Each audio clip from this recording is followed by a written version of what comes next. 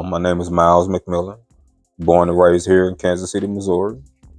What I do currently is I've been working on trying to establish more of, I would say, like a sober living community. What led me into thinking about this whole concept is I was an alcoholic at one point in time, man. 15 years of just drinking, man, drinking. And it took my family through a toll, man. When I say my family, my little brother, my wife, daughter, uh, and it had to have a change. I had to have a change in that to actually save my family, man. I was gonna actually lose my family, right? So with that said, basically, Sharita, she gave me an alternative, right?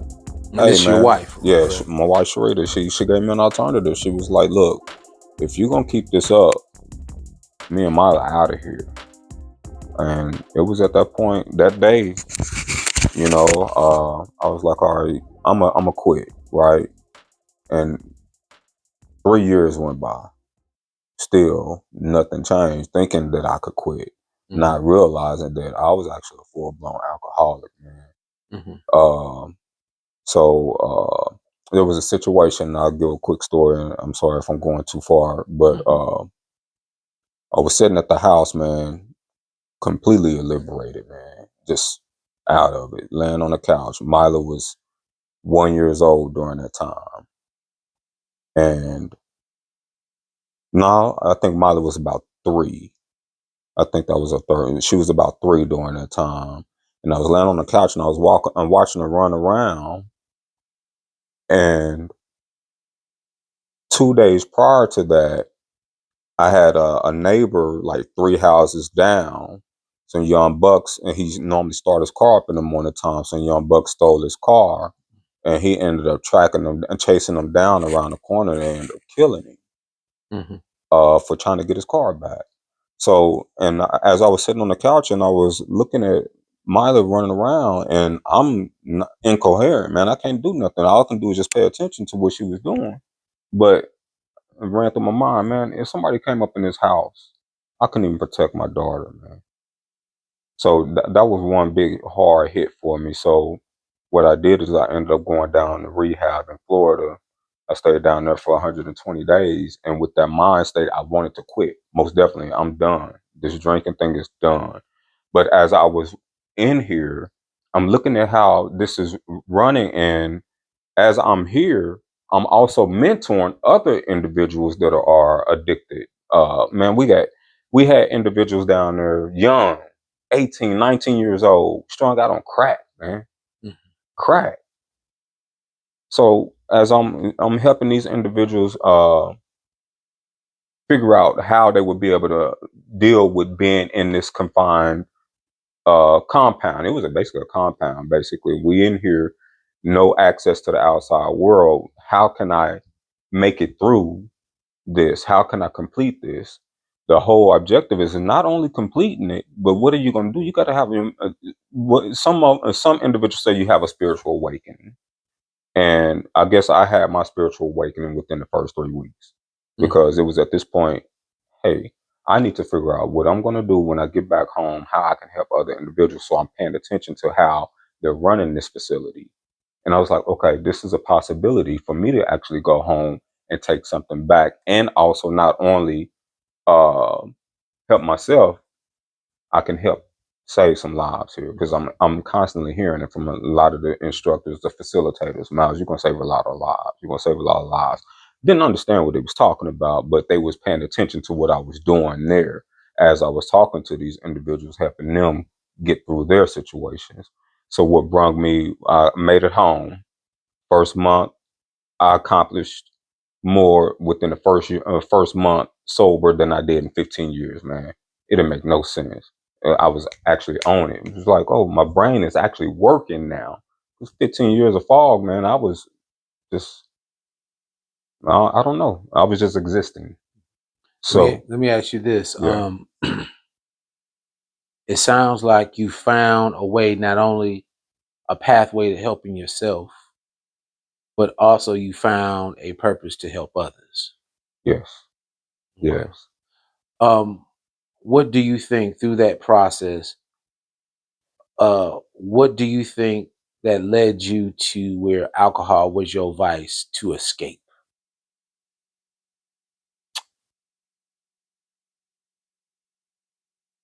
I would say um,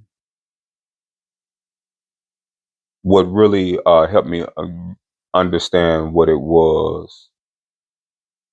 At first, it was recreational, Mhm, right? And when my mom passed, it just came excessive, and it was the trauma from losing my mom. mhm, This is like the lady that was, man. I've never had a love for somebody like my mom. mhm. And when she left, it just put me in a spiral. Right. Where, dang, I wish I had done this. I wished I could have done this, and that that spirit in that That took you to bottle. that dark place. Yeah, that spirit Right. in that bottle, man. It was that thing inside that bottle. It was like, okay, I can help you forget this. I think, and I'm curious to get your response to this. It's been a little over 2 years with my mom passing, Yeah, and I realized that my dad already been passed, so I'm I'm a parentless, you know, person at this particular time. right, Though I still have the teachings and the love that they carry right. for me, but they're not here in the physical form. Um, but I say that when you get to that point, that changes you. It does. And for me to handle the grief and get to the point, I had to understand that I'm not supposed to stay the same. I'm Okay, supposed to change. okay. And I think sometimes the challenge comes into handling that transition. True. Because as your mother transition, you are going through a transition. Right. Would you say that's, you feel that? Or you I do, and I think, and yeah, I completely feel that. But I will add into that, just from my standpoint, right? Mhm, Um, I would say after that loss that I suffered, right? mhm, That was one piece of trauma, and then everyone in the United States has some form of trauma, but to have a loss like that, it changes you. Say it changed me to the fact to where death from others, it's not a big thing to me anymore because I know everybody's going to leave eventually. mhm, So with my mom leaving, that actually struck that chord. It finally struck like nobody's going to be here forever. So mhm, I have to accept that fact that I'm not going to have everybody for here forever. So therefore, it helped me transition from my selfish state to where realizing that you have to let go. And mhm. a lot of individuals may seem that I'm a little I don't know the word, but emotionless when it comes down to losing a loved one now. Since then, it's like lost my little brother Are you due to a numb? murder. Are you numb to it? I believe that would be the thing to it. Yes, Mm, society. I guess I don't know if it's society or even just that situation to where I just let go. mhm.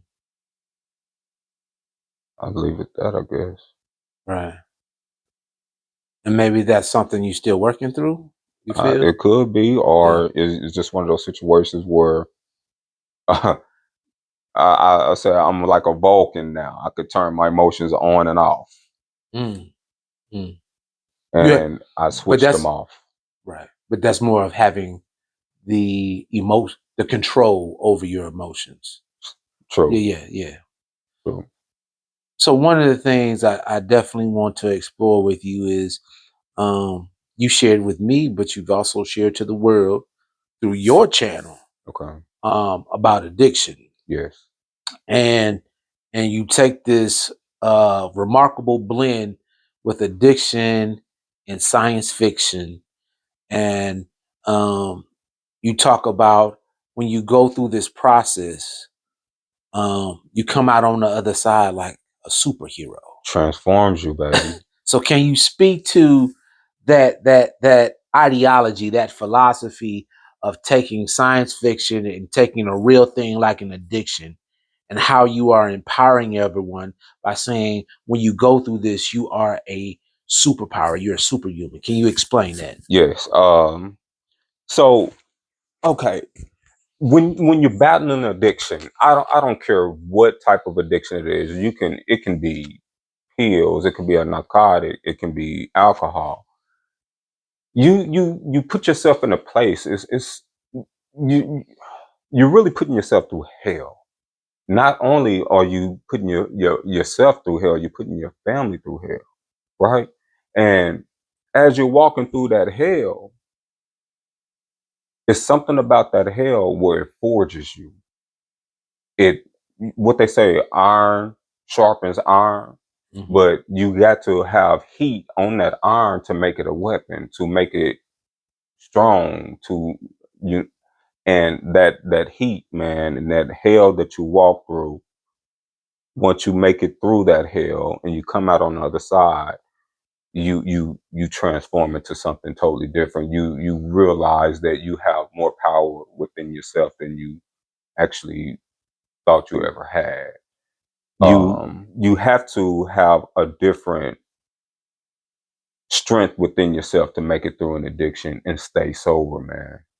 mm, Say 15 years of drinking or 15 years, 20, 10 years of any addiction, and you can step out of that and look back and say, I'll never touch that again.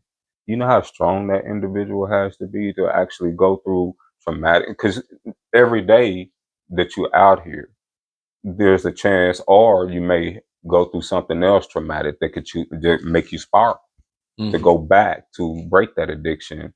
I mean, to break that sobriety, but to stick with it. And for those that actually made it through and that they're remaining sober, that's a superhuman strength right there, man. mm, That's something different. It's not an average. It's not something. Let's say, for example, another thing about an addiction, you can catch individuals, man, that operate. I knew a teacher, right, and this teacher was battling her addiction while she was teaching students,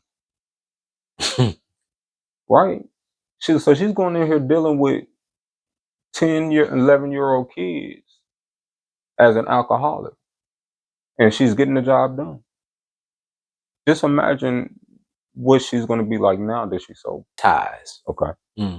But if you could have an opportunity to speak to one of our ancestors from the past, who would it be and why?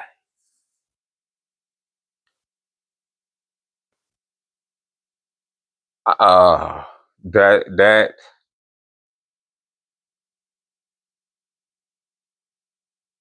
I would have to go beyond what individuals normally would read in books. I would want to speak with someone that was around during the time where they were writing the ancient Sumerian text, Hmm. because it's information that's not out there, and whoever was there to scribe that, they had access to information that we still trying to figure out today. So I would want to talk to somebody around that time, Hmm. So my question to you is why? because we have abilities as a human to tap into certain powers, man, uh, and to know how to actually fully be able to maneuver through this realm. I believe they know how, and they took it from us to keep us where we are. working class, worshiping the dollar. Worshiping the dollar.